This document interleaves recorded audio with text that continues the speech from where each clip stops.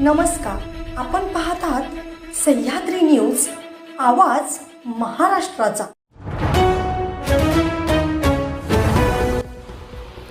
मुंबईत बेस्टच्या बसची अनेकांना धडक, 3 ठार।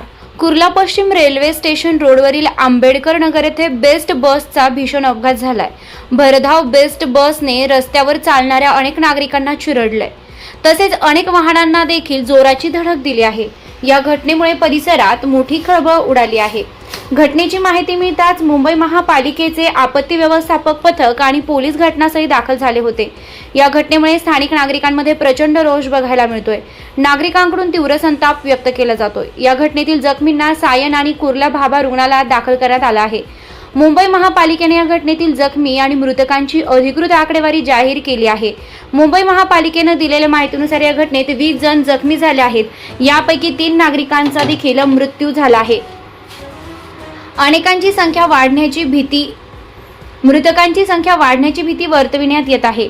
रात्री उशिरापर्यंत घटनास्थळी बचाव कार्य सुरू होतं। अपघातग्रस्त बेस्ट बसचा चालक हा मद्यधुंद होता असा आरोप स्थानिक नागरिकांनी केला आहे। दुसरीकडे ब्रेक फेल झाल्यामुळे हा अपघात झाला असल्याची शक्यता वर्तवली जात आहे। बेस्ट बस रूट क्रमांक 332 कुर्ला स्थानक येथून अंधेरीकडे जात असताना हा अपघात बुद्ध कॉलनी जवळील आंबेडकर नगर येथे झालाय। भरधाव बसनं रस्त्यावरील अनेक वाहनांना धडक दिली, अनेक पादचाऱ्यांना अक्षरशः चिरडलं गेलंय।